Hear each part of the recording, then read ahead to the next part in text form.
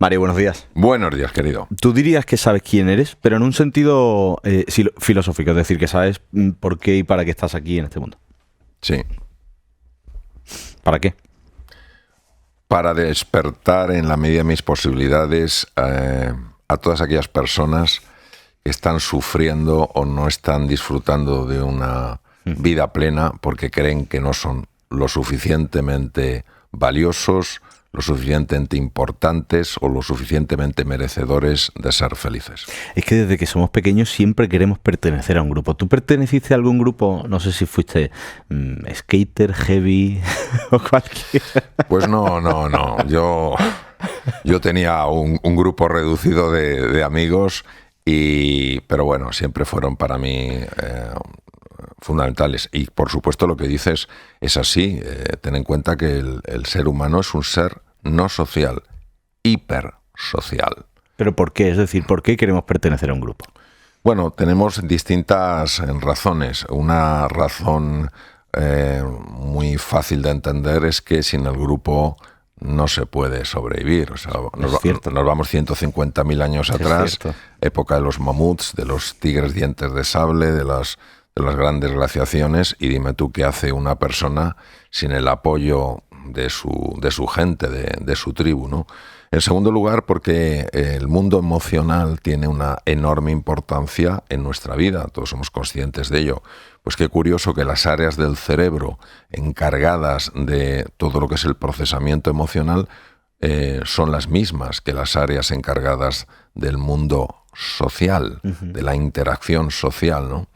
Y luego yo te diría, en tercer lugar, porque todos somos conscientes a un nivel u otro, pues lo que decía un jefe de la tribu de los pies negros, ¿no? Que solo se llega antes, pero juntos se llega más lejos. Entonces, de alguna manera, tanto a nivel mental como a nivel de propósito, entendemos que el encuentro es esencial. Y luego te voy a decir una cosa, que esto es impresionante desde el punto de vista biológico.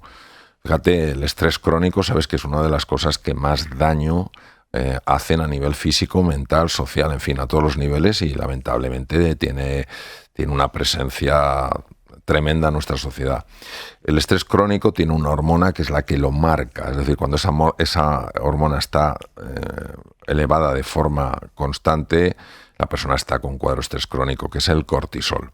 Entonces, el eje del cortisol, hay una serie de hormonas que son capaces de bloquearla, pero no muchas. Una de ellas es la oxitocina. La oxitocina es una hormona que es capaz de cortar ese estrés crónico. ¿Qué libera oxitocina? El sentirte conectado con otras personas, el vínculo afectivo. Por eso, cuando en situaciones difíciles, entrar en quirófano o pasar un momento de duelo o hacer frente a una oposición o recuperar tu vida profesional cuando por H por B has salido de tu empresa, tienes a alguien a tu lado, tienes a alguien cercano, alguien que se ocupa, no ya que se preocupa, sino que se ocupa de ti, ese estrés crónico propio de esas situaciones, o incluso estrés agudo, entrar en quirófano, la pérdida de un ser querido, la pérdida de un trabajo, etcétera, etcétera, que tiene muchas connotaciones negativas, sostiene el tiempo, mejora. Es que para mí el entorno, y puede funcionar, a ver qué te parece esta comparación que hago, el entorno es una yema de huevos y nosotros somos una salsa. Te lo explico. Tú coges una yema de huevo. Explícamelo porque me has dejado alucinado, vamos. Yo creo que ibas a decir y nosotros somos la clara. ¿Vale? No. Vale. Cuando tú coges una yema de huevo, en según qué guisos, si la lanzas a la temperatura perfecta, consigues engordar la salsa y que se le quede un sabor espectacular. Sin embargo, si esa salsa está muy caliente, esa yema de huevo se desmembra y empiezan a aparecer grumitos y fastidia toda la salsa. Entonces nosotros somos la salsa. Te lo pregunto porque el entorno puede suponer para ti que se acabe el estrés crónico, o una de las partes por las que se acaba el estrés crónico, pero también puede ser otra de las causas por las que aparezca el estrés crónico. Y empezaba esta charla preguntándote que si sabes quién eres, y tenía un objetivo esa pregunta, que es si crees que esa pertenencia al grupo, sobre todo cuando somos más pequeños, hace que borremos partes de nuestro yo para poder querer meternos en eso. Es una gran reflexión. La pertenencia al grupo es de tan importancia, sobre todo en el primer año de edad, el sentirte... Vamos a ver, ¿qué es pertenecer a un grupo en el sentido que estamos hablando? Quiere decir sentirte querido, sentirte valorado, sentirte acogido, sentirte respetado, sentirte amado, apoyado, acompañado, etcétera, porque si no, esa pertenencia al grupo es una pura ficción, ¿no?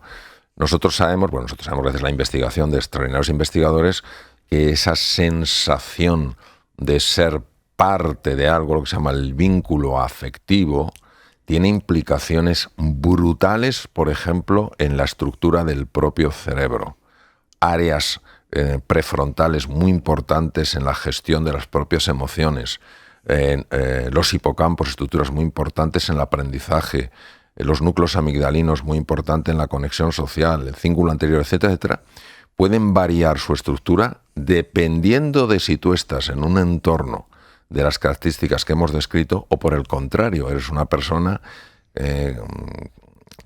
que te sientes poco querida, poco valorada, indiferente, incluso invisible. Por supuesto que sí. Escuchemos, tengo ejemplos para los dos casos. Para los casos en los que el entorno ha supuesto una mejora en tu vida y en los que no lo ha sido. Te presento a Sonia.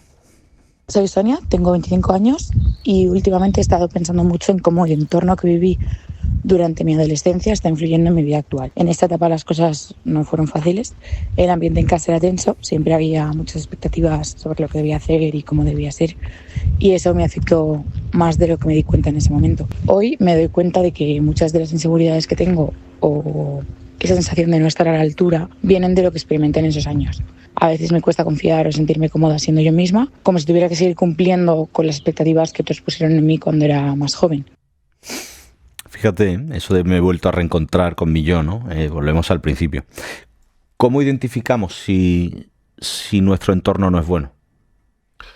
Bueno, primero una pequeña reflexión en lo que dice Sonia, porque nadie puede negar que hay entornos que te alimentan y hay entornos que favorecen que languidezcas. Es como un jardín. Hay sitios hostiles para que crezcan flores y otros que son más amigables.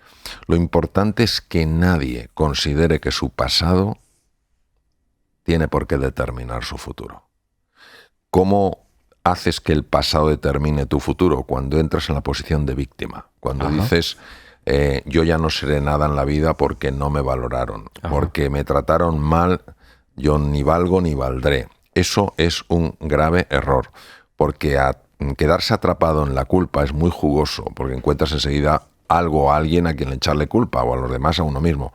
Pero eso es un lastre tremendo. Entonces, que no se sienta culpable, ni haga culpables a los demás. El mundo está lleno de ignorancia y nos hacemos daño unos a otros muchas veces sin ser conscientes de ello, ¿no? Y que tome responsabilidad de tu vida.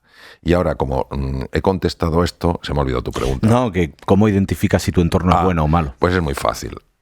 Un entorno, vamos a llamarlo favorable, es un entorno en el que tú sientes que realmente se te quiere por quién eres, no tanto por cómo eres. Es decir, el nivel de afecto está muy alejado del nivel del trueque.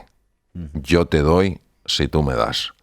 Por otra parte, es un entorno donde lógicamente te dicen las cosas que consideran que tienes que oír, aunque no te guste oírlas. Es paradójico, ¿eh? Que... Claro. Pero si en esta vida no existieran reglas y una serie de cosas que tienen todo el sentido del mundo, viviríamos en pura anarquía. Entonces, un buen amigo, Alberto, entiendo, y ese desde luego también es mi caso, que de un buen amigo esperas que esté dispuesto a decir cosas que no son agradables de decir, porque saben que son buenas para ti. No te va a forzar, pero sí te va a proponer a que le prestes atención, ¿no?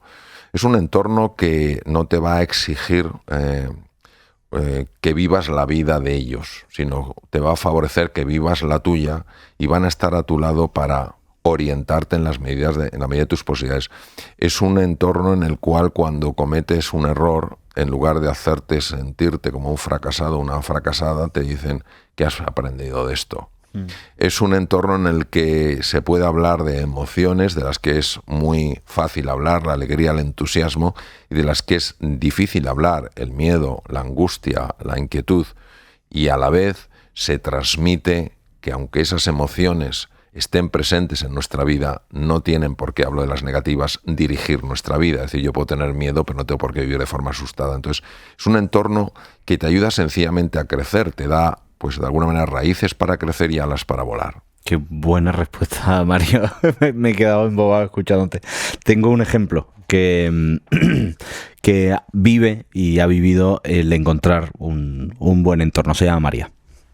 Pues mira, hace como un par de años entré en un bache emocional muy gordo del que no sabía salir. Estaba súper mal, triste, mi autoestima por los suelos, había perdido la alegría todos los días. Pero bueno, mi familia y mi mejor amiga que estuvieron día a día conmigo, no me dejaron, estuvieron apoyándome, escuchándome, y gracias a toda su paciencia y todo su amor empecé poco a poco a recuperarme y a recuperar la confianza en mí misma.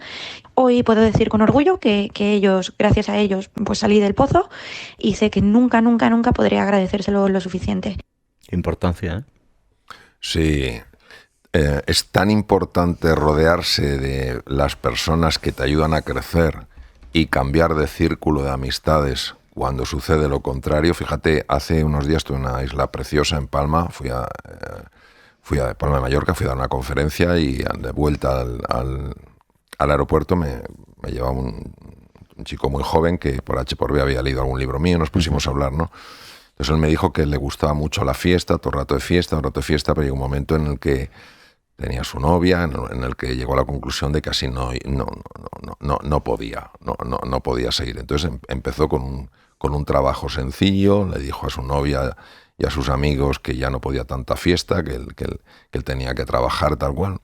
Entonces los amigos y la novia le dijeron, pues entonces no nos interesa seguir contigo. ¿Desaparecieron? Sí. Entonces él me dijo, ahora, Mario, tengo amigos, este es un chico que tiene 22 años, mis amigos tienen 32 años, 33 años, 34 años, y son personas que me están ayudando mucho en mi proceso. Esa etapa es crucial, ¿verdad? La de los 16 a los 25, 30 años. Es muy importante, entre otras cosas, porque es uno de los momentos donde hay es más intensa la neuroplasticidad, la formación de nuevas conexiones. Y por eso reencontrarse, redescubrirse, reinventarse son cosas tan importantes. Y lo decía muy bien José Ortega y Gasset, el gran filósofo y periodista español. Decía, yo soy yo y mis circunstancias. Es decir, nadie puede echarle la culpa de toda su situación a las circunstancias, porque entonces es como una víctima. ¿Dónde está la libertad? Entonces yo solo dependo de las circunstancias. Tengo buenas circunstancias, estoy bien. Tengo malas circunstancias, estoy fatal. Pero tampoco soy yo sin mis circunstancias, porque eso es un gesto de arrogancia. Es decir, yo puedo con todo. A mí que me echen lo que me echen, que puedo con todo, no. Yo soy yo y mis circunstancias. Es decir, tú tienes que hacer tu trabajo, tienes que tener tu nivel de conciencia, de responsabilidad, de motivación y de acción, y a la vez has de buscar rodearte de personas que estén en la misma frecuencia. Claro, porque me contabas el ejemplo de este taxista, ¿verdad? Me has dicho, sí, de 22 años, que rompe con su entorno pasado porque salía mucho de fiesta. Alguien que esté pasando por eso y que se encuentre solo y que ya haya roto ese vínculo, que entiendo que es lo más complejo, ¿no? ¿Cómo se crea un nuevo entorno? Bueno, voy a decir algo que va a sonar un poco metafísico, y va a sonar así porque es bastante metafísico. Por eso va a sonar metafísico. Aunque parezca mentira, cuando una persona empieza a tomar nuevas decisiones en su vida, a decir, bueno, yo ahora voy a cuidar más de mí, voy a potenciarme más, voy a animarme más, en mis caídas voy a ayudarme más, voy a tener más palabras de ánimo que de ataque, etcétera, etcétera. Es curioso, es como si fuéramos imanes. Empiezan a aparecer en tu entorno personas que resuenan en esa frecuencia. Es muy difícil de entender desde nuestro mundo sensorial, pero desde un mundo suprasensorial algo sucede de tal manera que lo que se parece atrae a lo que se parece. Y esto tiene muchísima importancia, pero claro, tenemos que empezar por nosotros mismos. No podemos decir, bueno, yo ahora me voy a rodear o voy a buscar personas que me animen. No. Cuando tú empieces a trabajar en tu propia reconstrucción del ánimo, verás cómo de una manera natural y francamente sorprendente empiezan a aparecer personas que de alguna manera resuenan con eso. Claro, obviamente uno tiene que salir y moverse, no es que uno se quede en casa y de repente empiecen a llamar al timbre esas personas. O sí, porque puede incluso pasar eso. Pero cuando tú empiezas a resonar en otra frecuencia, empiezas a atraer otro tipo de personas. Me ha encantado antes cuando has dicho que a un amigo no se le exige. A un amigo se le propone y se le propone con firmeza. La exigencia y la proposición son muy diferentes en una cosa. Una propuesta, yo a ti, imagínate que te hago una propuesta, Alberto, pues vámonos a tomar una cerveza detrás. Uh-huh. Y tú me dices, pues mira, Mario, me apetecería, pero no puedo. Y yo me quedo igual de tranquilo. He hecho en falta que no tomemos una cerveza, pero me quedo tan tranquilo. Pero si yo te digo, Alberto, vamos a tomar una cerveza después, y me dices, no, Mario, yo es que no puedo, y yo me altero, y yo me irrito, y yo me enfado, quiere decir que a ti no te he dejado espacio para decir no. Eso es una exigencia. Las exigencias no traen cosas buenas, no traen cosas buenas. ¿Por qué? Porque genera una enorme resistencia, y si tú de repente dices, bueno, Mario, pues sí voy, ¿tú por qué dices voy? Porque o te sientes culpable o sientes miedo de las consecuencias, imagínate. Entonces, hay otra cosa que son las normas, es decir, yo, si en mi época de cirujano, cuando ejercía como cirujano, obviamente yo no podía entrar en el quirófano vestido claro. de calle y sin lavarme. Quiero decir, hay unas reglas, claro. Hay unas reglas de funcionamiento. Pero esto es comprensible para todos. Pero cuando estamos hablando de las relaciones humanas, que es de lo que estamos hablando, es muchísimo más efectivo y muchísimo más hermoso proponer, aunque sea con insistencia. Yo te puedo decir, venga, Alberto, que verás que trabajas una barbaridad y que nos va a venir muy bien charlar un ratito. Y puedo ser un poco insistente, pero no exigente. Tú tienes que darte cuenta de que hay un espacio para decir sí o no, y yo sigo siendo igual de amigo tuyo. Es que además no hay nada mejor que encontrar un amor así, porque al final, entre amigos es amor, ¿no? No hay nada como encontrar un amor correspondido que respeta tu espacio y que comprende tu espacio. Fíjate qué curioso que comentes eso, porque estaba leyendo una cita hoy de don Santiago Ramón y Cajal, que es mi referencia en la neurociencia, y decía, tanto en la ciencia como en la vida, el fruto siempre es consecuencia del amor. Es tal cual. Es tal cual. Wow. Y le escuchaba yo a la madre de un amigo mío, que vive sola y feliz en una casita, una cosa muy, muy particular de ella, que duerme en una hamaca afuera, pero le encanta. Y vive sola. Eso muchas veces se confunde, vivir solo o disfrutar de una soledad, a sentirse solo. Y me decía, Alberto, la soledad no querida es la cosa más cruel que le puede pasar a alguien. Ahora, la soledad buscada, no hay nada como eso. Claro. Cuando Barack Obama, cuando era presidente de Estados Unidos, nombró a Vivek Murthy, que era lo que se llama el cirujano general. Es un militar, médico, se convierte en la máxima autoridad, tanto a nivel civil como a nivel militar. Uh-huh. Cuando le nombró, pues esto una cosa, mucho impacto en Estados Unidos. Le entrevistaron y le preguntaron qué era lo que más le preocupaba, ¿no? Claro, en Estados Unidos hay 800.000 accidentes cerebrovasculares al año, 100.000 personas se quedan, 100.000 mueren, hay montones de accidentes de circulación, hay montones de problemas de diabetes, y él dijo la soledad. Entonces, tenemos que distinguir muy bien la soledad de aquella persona, como la que comentas tú, que lo que necesita son sus momentos de quietud, de reencuentro con ella misma, que eso es ultra saludable.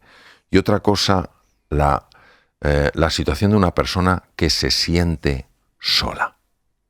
Es decir, que no tiene a nadie que sea consciente, que se interese por lo que siente y necesita. Es radicalmente diferente. ¿Sabes que esa gente tiene un recurso?